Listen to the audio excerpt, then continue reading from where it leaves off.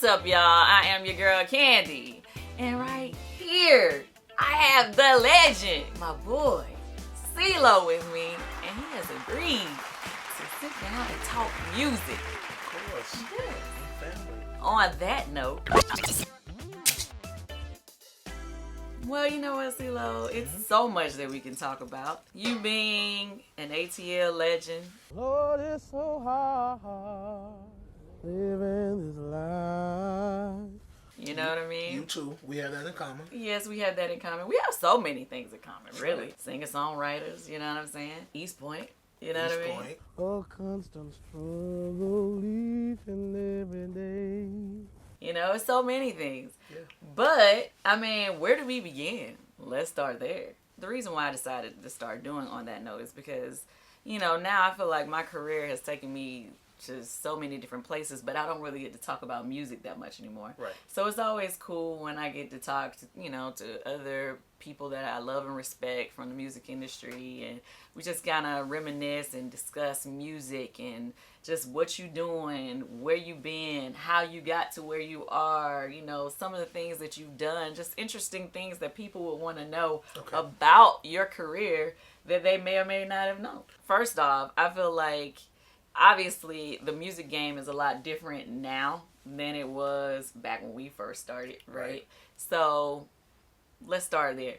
When did you first break through? I mean, a lot of us know that you were in the group Goody Mob. Yes. Only didn't know why, but it felt so good. Like some waffles in the morning, headed back to the woods. Goody Mob debuted 1994. We were featured on 2 separate songs on OutKast's debut album, Southern Playalistic Cadillac Music. And then ultimately we became the large collective, the Dungeon Family. It went on to have so much critical acclaim and commercial success, probably the premier and most invincible rap collective ever, in my opinion. But then again, I'm biased. So, you know, but that was 1994, and Goody Mob's debut album, Soul Food, was released in 1995, a year later. Our history here in Atlanta, we're natives of the city. You know, I've been loving music, being an appreciator of music as long as I can remember. Both my mother and father were ministers, so I spent a considerable amount of time in church growing up, and I was really inspired by gospel and the blues. My mother was a really close friend with legendary radio personality Ali Pat. You familiar with him? Okay, he's before both of our times, you know, but he's like a real OG. You know what I mean? Ali Pat, I remember him giving me a box of 45s when I was a kid, and I became kind of a collector, you know, even before I realized it. So just sifting through all of this music, blues, B.B. King, Bobby Blue Bland, Johnny Taylor, Coco Taylor, you know, stuff like that. You know what I mean? So I think that's kind of why my taste in music, or my manner, you know, is a little more mature, you know, beyond my actual age. I'm younger than people think I am. You know what I mean? And how old is that? I'm 45 now. I'm proud to say that. I'm glad that we made it to be 45. Well, yeah, I'm actually... You're like 36, right? No, I love the fact that you said that. That is really nice of you. Yeah. I'm actually 44. I'm about to Really? be 45 on my birthday. I didn't realize we were that close. Yeah. But success, it gives you such a glow. You look so pretty. Well, thank you. I appreciate that. We could talk about you. We could shift the whole interview around you and the many. We ain't gonna do that today. What I was about to say was, okay, with the fact that you can sing, right? What made you decide to rap first? Well, I kind of was defaulted because I always wanted to do them both simultaneously, and ultimately I was able to kind of do them both. But yeah, it was because that was, you know, the entry point. Those of you all who are familiar with, you know, the history of Dungeon Family and Goody Mob, then you'll know the album Soul Food, the debut album, and I sang on the intro. It was an intro called Free. Lord, it's so hard living this life. You know what I'm saying? So that was a full-length song that I submitted to the project, and they ended up, you know, condensing it down to the intro. You know what I mean? But I was always trying to offer myself in that way because I looked at music more logistically and more formally than, you know, my contemporaries. Like, you know, like everybody else was just on some boom bap hip hop straight ahead. I got a verse, you know what I mean? You know, but not so much about song structure and, you know, hook, verse, bridge, you know what I mean? You know, so those are the logistical attributes that I just had. It was just innate in me as an artist, and I was able to bring about that kind of structure and help us along in that way.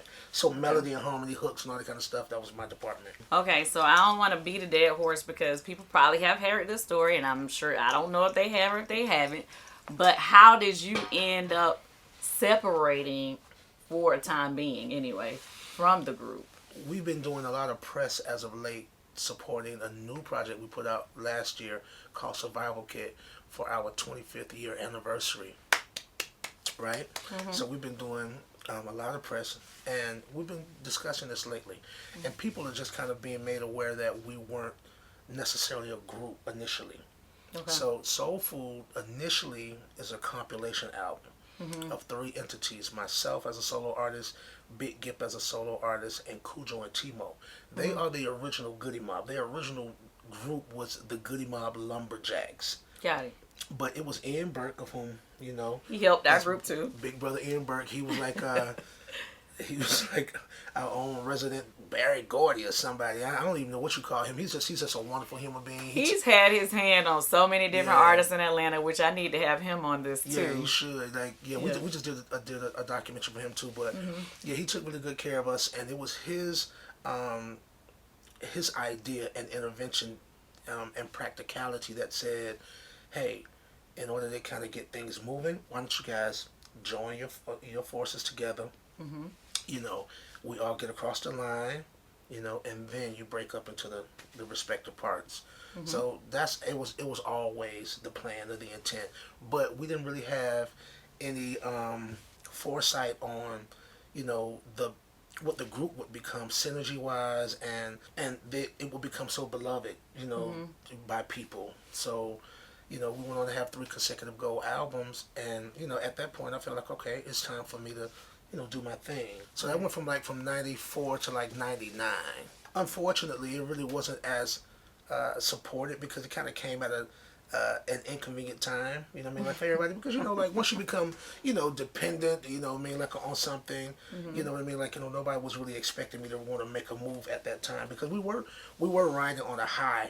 Like, we had some artistic differences with our 3rd album, World Party. I didn't really like the artistic direction, or just the nature, or anything that had to do with that project, you know. It's that 3rd album for everybody. Yeah. Our 3rd album we was bumping heads too. It's like, that 3rd album, I'm telling you. but look how I go though. Like, y'all never would have been able to kind of like be left to your own devices and figure out, you know, the next step for you. Like, you never would have become, Listen, you know what I mean? listen.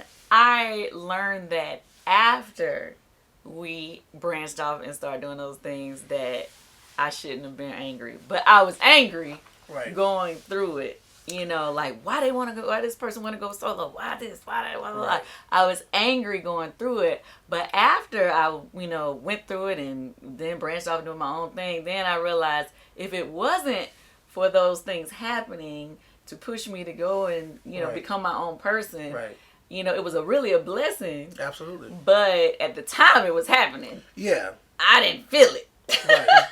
No, but I feel you. And that's funny that you're saying it, because I didn't realize that, you know, that energy would have come from you. You know what I mean? But I guess the focus on the time was on Tasha and Tamika. I mean, because the solo stuff, and that was kind of see, a lot of people, you know, the way the story always comes out, people always think that I wanted to leave the group, and that's not the story. That's not the truth. The truth is I don't even want to go there, but one of our other group members was trying to go solo, and Tasha.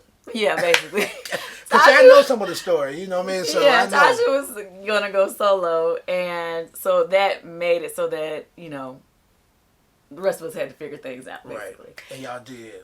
And basically. then some. Basically. You know what I mean? Yeah, and so As a matter of fact, I therefore... hear y'all about to, you know, get together again and do another tour, right? Well, not yet. Well, no, because What did I hear? we're still in COVID right now. We have That's what I heard. We about to do verses against SWV. Yeah, That's what I heard. That's actually exactly what I heard. Yeah, we about to do verses. Forgive me. Yeah, verses is about to happen. That's gonna be dope. So that same energy that you're talking about, that's exactly what my group experienced. They was feeling that towards you. Even though it was all it was all initially understood. Mm-hmm. This was the way that we plotted things out. Well, see, we didn't initially plot things out that way, so I think that's the difference in my situation. But either way, sometimes those things are a necessity, and sometimes people just have to grow. Yeah, no doubt. But I didn't understand that then, and I think they probably just didn't understand that then. No, nobody did, because it was just we were just in the midst of I think people had felt like was just starting to expand and be and get a little bit bigger, and because this was our biggest commercial album, World Party. So it's just ironic in that way, you know what I mean? But I didn't really mean no harm or nothing like that. I just like, you still got to be fulfilled. You got to be whole as an artist. You know what I mean? Like, I got other things I want to do that have nothing to do. You know what I'm saying? Like with what we do. You know what I mean? We got this thing. It's just about compartmentalization. That's it. You know what I mean? Mm-hmm. So, yeah. Long story short, we got past all of the bullshit. We've been back together and working. We were supposed to do a tour last year. They got defaulted because of COVID. Mm-hmm. We had just done a tour prior as Dungeon Family, because it included us. Big Dre was the only one that didn't come out on tour because he doesn't perform. Mm-hmm. But we had his love and his support. He was there in spirit. Mm-hmm. And then even guys that never took off and went on tour, like Big Rube, who's an ingrained part of the Dungeon Family legacy. He's vocal on just about every project we've ever done. He was on tour, organizers was on tour. So it went well. It went great. I mean, so yeah, we all got blindsided by COVID. Yeah, I think we did too, because actually our group, we were supposed to have done some shows last year. We were actually being contracted to do shows last May. Right. And right when COVID hit, everything got canceled. Right. So we were supposed to be coming back together to do some more shows last year as well. So I don't know. COVID just messed up everything for everybody. But anyway, but let's go back and regroup to something else. Okay. Now, this is another thing that interests me. Okay. So I always tell everybody, to have a very long career, you have to be able to continue to reinvent yourself. Right. And I think you have been a king of reinvention. Okay? Yeah.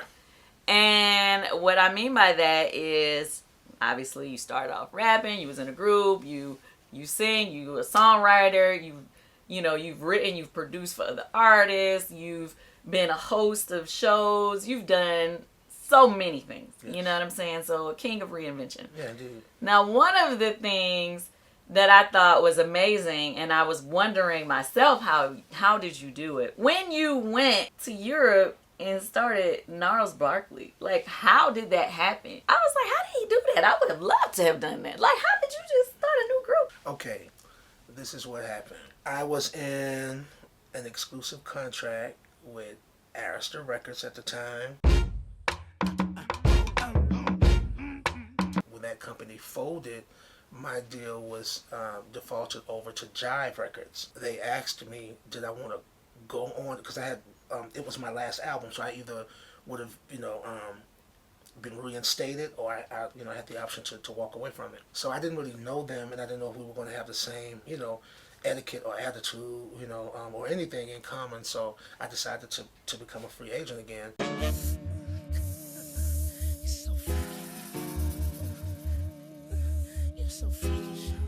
And at that point, I was just like, all right, what do I want to do next? So I started to focus more on writing and producing.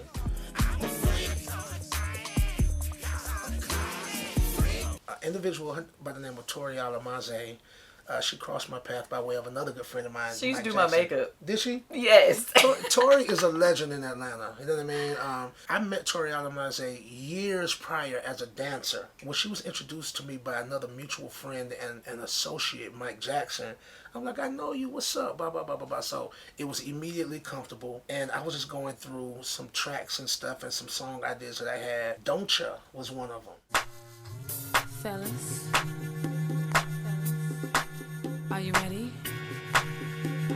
really needed that muse, you know what I mean? Because like if I'm in, everything is a product of the environment. So I had somebody that really was loving what I did, and so she kind of gave me the esteem I had for what I was doing. Because other than that, it's just little ideas. I'm tinkering around. Ooh, baby, I know you like me. And she was like, this is something. So she cut the record. That's why whenever I come around, she's all over you. This record ends up becoming a white label, like radio renegade hit. People like, who is this person?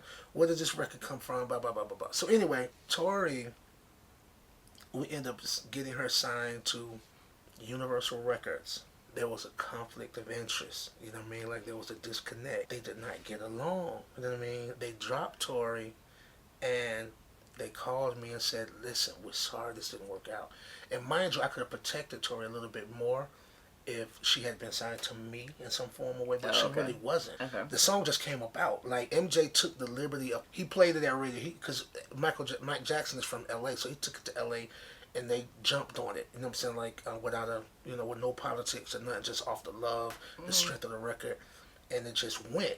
So everything was just happening, just renegade style. Like, so that's why I wasn't able to kind of govern it. It wasn't my fault. They were like, yo, we sorry the business thing didn't happen, but we want to keep this record.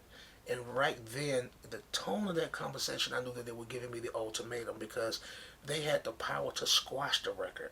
Me, on the other end, I needed that record to happen. You know what I'm saying? Right, because it was a transition in your career. Yes.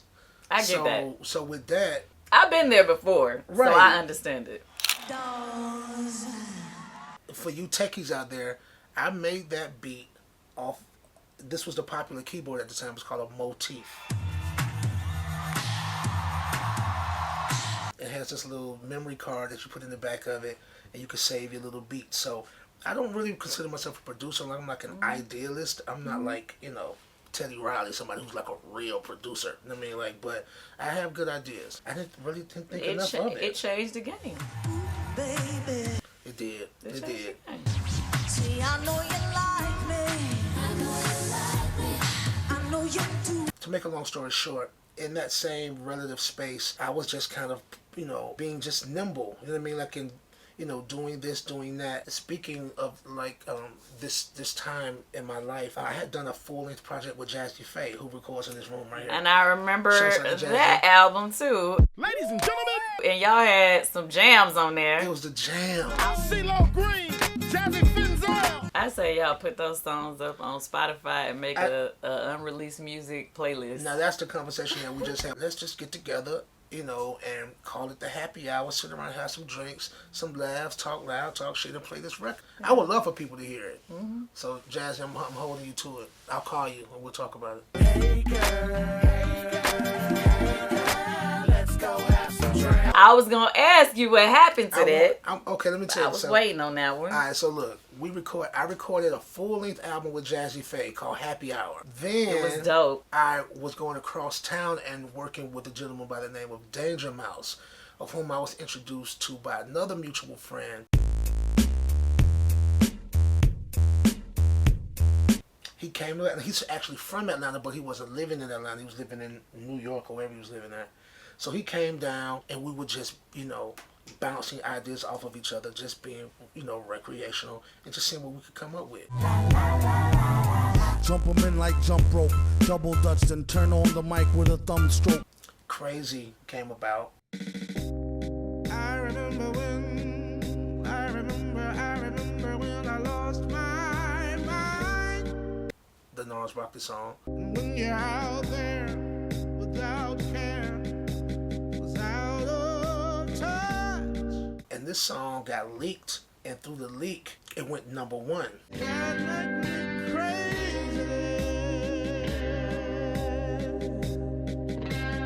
Can't make me crazy. In Europe. So it was #1 for about 6 weeks before we even got a deal. So it's got a Guinness World Record. It's the first song to ever go #1 by digital downloads, as they were called then, alone.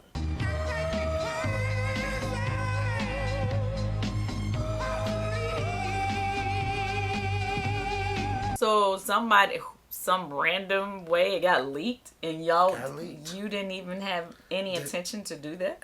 I swear to God, it just leaked. I don't know, because I wasn't even really dealing with it. Remember, like, a lot of the way that I get things done creatively is just not to take myself too seriously. You know what I mean? I believe that being able to kind of like compartmentalize is a skill set.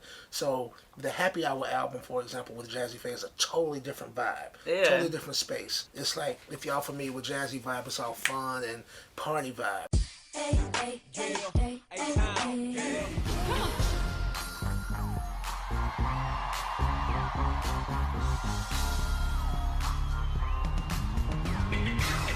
The Gnarls Rocky vibe was much more heady and cerebral and a little darker and moody and melancholy. Oh, how could this be? With all this time.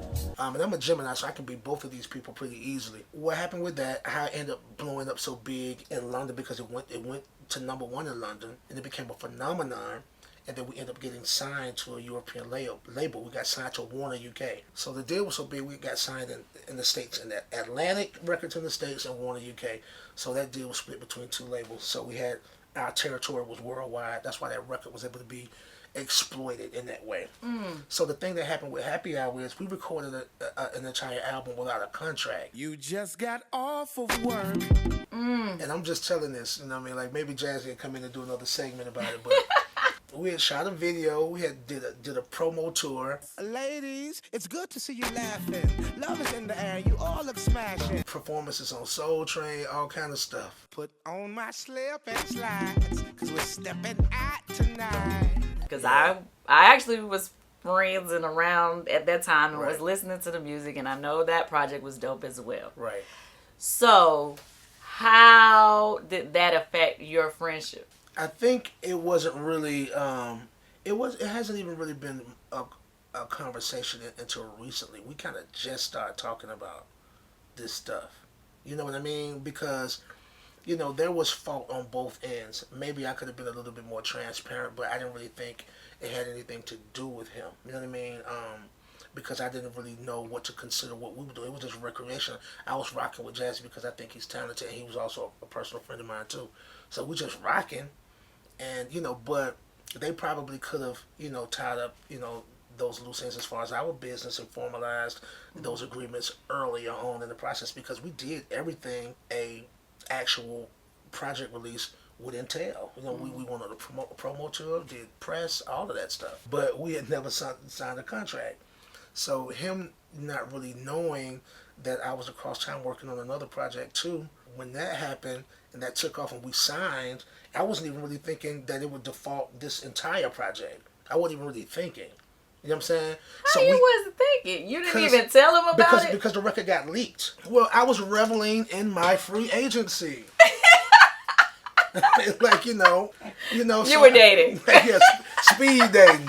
But essentially, I can't believe I'm having to talk about this. Listen, we friends. And listen, it's music. At the end of the day, it's music and it's business. It's music and it's business, and that's what this is about. It's music and it's business. And at the end of the day, if a deal falls through as a songwriter, and a person whose career is in transition, and I think people need to understand, when your own career is in transition, you trying to figure your own stuff out. That's right.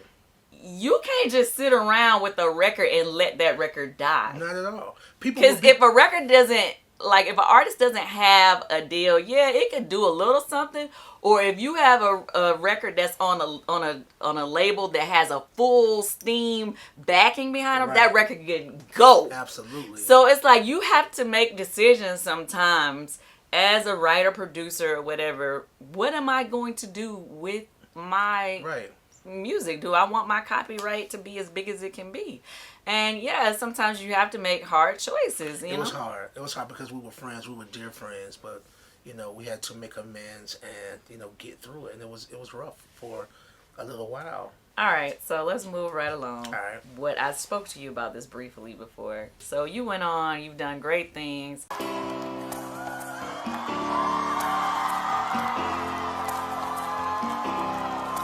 Your whole persona and image became larger than life. Baby, baby, baby, why you wanna hurt me so bad? So bad, so bad, so bad. With Gnarls Barkley, you were able to do creatively I remember when I lost my mind. with your image, Yeah, just over the top things, absolutely.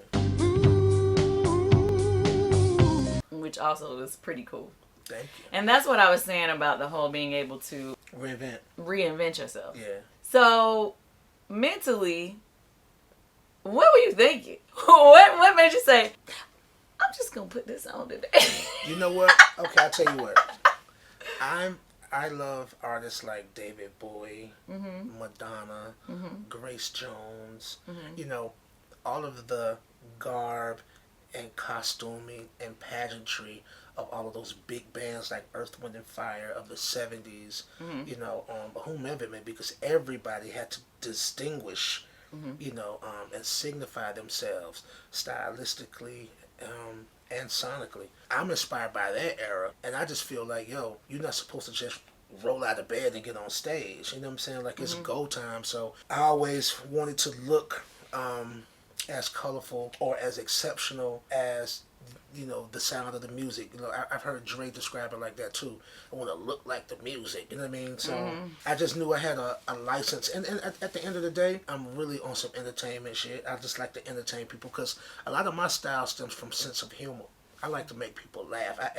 So a lot of the costume, like, yeah, I'm being serious and I'm throwing back to the eras of yesteryear that inspired me the most. Formally, that's kind of what you're supposed to do, but it's also to just kind of be like, that boy, that's something else. You know what I'm saying? And then you begin to just kind of test yourself, and some of it becomes ego, never arrogance, but a little bit of, you know, self-awareness, not self-absorption, but awareness. You know what I mean? Like, you got to have a little bit of that to front anything, you know, effectively. You know what I mean? So, do you think you were able to do it because now at this point in your career, your records were crossing over?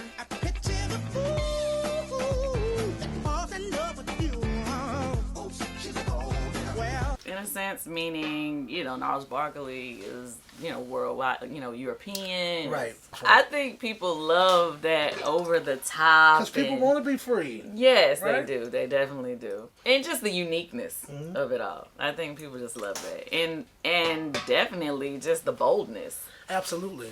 you have to be bold in your fashion. You know what I mean? For sure. Bold in your assertion of self. Okay. And you do that. You know. You do it. Because everything in between gets freaky as a mother. And if they can see that shit, then they don't need to see it. You're a bad bitch. Well, thank you. Can I say that on camera? Yes, you can. All right, for sure. Thanks. So here, let me go to this right quick. The Voice.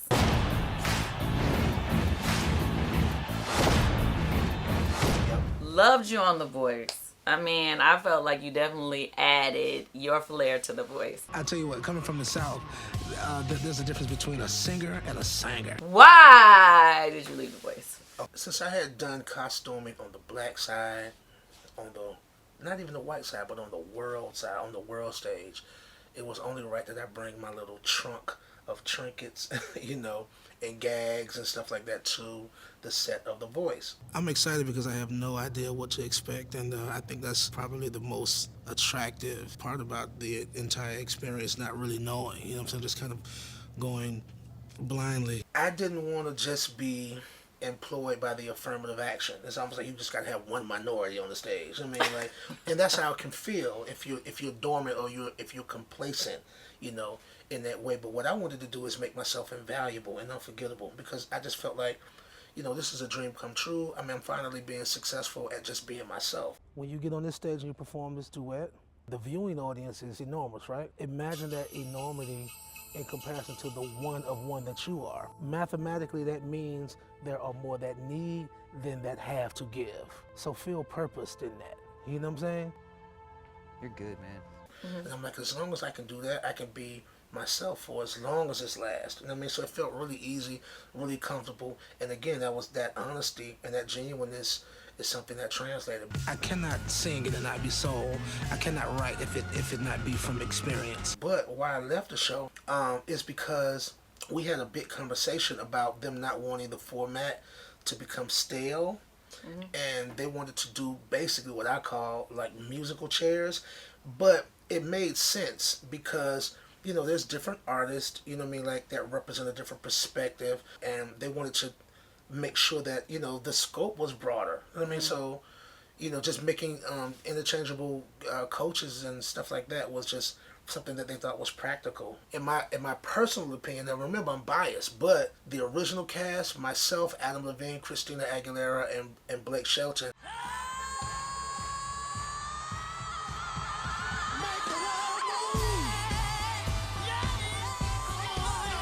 I haven't seen another more successful, effective synergy besides that initial cast. What most intrigued me is to see how we could be compatible, being that we're coming from such different places. It wasn't just me; it's me paired off with those people. You know what I'm saying? Because people didn't know who Blake Shelton was either, but now he's the last original from the first lineup to remain, and so he's a funny dude. Like he's super funny. He's just a sweet dude. I love him. That's really all that it was. We have talked about possibly getting back together and doing it again. Everybody wants to do it, but you know how that go is business, and I think the networks almost feel like if we got to go back to them, then it's going to read like we need them, and if we need them, they're going to be able to leverage that need. Like to negotiate. You know what I'm saying? I would like to just tell you guys that they were our favorites. I'm telling you, there's not a day, as my wife's my witness, there's not a day that goes by that somebody doesn't mention me on The Voice as if to say, I'm still on there. I love you on The Voice. I'm like, I haven't been on The Voice in several years. I do miss it. The Perfect. All these little things, I got that from Dr. Evil. Yeah. So me, in my mind, I'm thinking, I'm just pulling it from something that people would already be familiar with, but then I thought about it.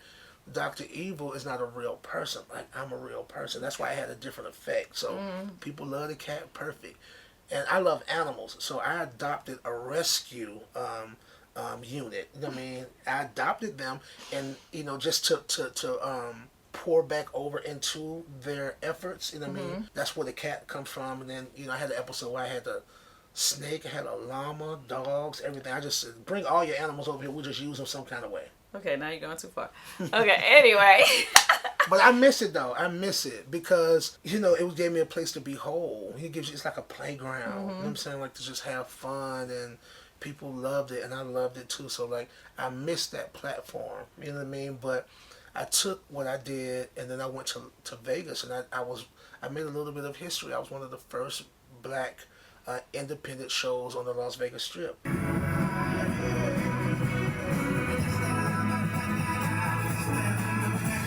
With Ceelo Green is Liberace. Well, Ceelo, I could talk to you all day. First of I all, know. I'm just now starting to get comfortable. My Ciroc kicking in. Yeah, I definitely could talk to you all day, and I really could have way more questions, but I just don't want to drag it all out. I want to ask you before you leave, what's going on now? What is something that you would like to share with the people? It's like deja vu because I'm right back at that space. I'm open, and I'm expressive, and open to receive as well. We're about to do another Gnarls Barkley album. Goody Mob is out, and we've succeeded at that. There aren't any more 4-man groups, not from my era at least, or not at all. So that's a success story right there. So still love the homeboys, still love my family, we still rocking. Again, Gnarls Barkley. I have some other television opportunities in the works as well. So I'm just being a renaissance man, you know what I'm saying? And diversifying my portfolio, you know what I'm saying? Okay, keep diversifying. Yeah. And before we leave, I got to ask this one more question. I'm sorry. Like I said earlier, this era of music is different than the era we first came in. Yeah. Now, with this era being so social driven and people just throwing up a record and taking off, even though you kind of experienced that in a way. Yeah. Do you think you would be able to have that same success of just, being able to know what to do and just, because I feel like a lot of people that came up in our area, they be kind of lost in this area of how to put out records, because a lot of us be so used to like a team making this whole plan of what record to release first, whereas a lot of the newer artists just throw a record out and it just be like, I like that direct to consumer. I mean, like, I actually like it. It's a lot to be, as long as you remain teachable, coming from the time and space that we come from, flexible, adaptable. I mean, like, all of those many things will, advantage you. You know what I mean? But they have to be, attributed. You know what I mean? Like, to your character. You know what I mean? So you have to think in terms of survival and sustainability. You know what I mean? We cannot falter and we cannot retreat. You know what I mean? Like, if this is what you plan to do for a living. So with that, I take it as a challenge. You know what I mean? I like it. I'm saying, because like it's vitality throughout the day to just rise to the occasion, and to be able to perform on a new playing field and landscape as far as industry is concerned. Yeah. So a lot of people suffered through the pandemic, but then again, on the flip, a lot of people thrived too. You know what I'm saying, like, there was a lot of money to be made. So many people. And we're not always just talking about money. We don't want to make money seem like it's just this singular notion, because you cannot get it. I mean, like, without the quality of a product. I mean, or the productivity to produce. I mean, so quality, money, in that order. Yes, God. So that's it. You know what I mean? Just have fun. Have fun with it and be honest, because I come from the era where I grew up off of, we all did, like, we grew up off of Michael Jackson and Prince and those kind of enigmatic kind of characters, you know what I'm saying? Like, but back then, mystique was a commodity. Mystique was bankable. The less you knew about somebody made them more intriguing. You know what I'm saying? You feel Not me? anymore. Not anymore. Like, social media, they want it all. They want full disclosure. Where you at? What you eat? It's almost like a vetting process. I want to make sure you real before I put down on you. You know what I'm saying? So they want that engagement. I mean, like, so as long as you're real, you ain't got nothing to worry about now, do you? That's it. So just keep it real. You know what I mean? And show it all, like how we do. I mean, like, you're good, you're bad, and you're indifferent. You gotta be whole. You know what I'm saying? Like, don't be bound by people's opinion. Give them their opinion of you. Well, I really appreciate you taking the time to sit down and talk to me. For sure, boss. This right here was a real good conversation. Now I'm gonna go ahead and do clean this up the again. bathroom and sweep the floors like you told me to. I work for Candy. Yeah, right. She's the boss. Anyway. Candy's the big boss in Atlanta. Y'all please know that. Don't even try it. Whatever. On that note, we gonna wrap this thing up. And Peace. check you out later.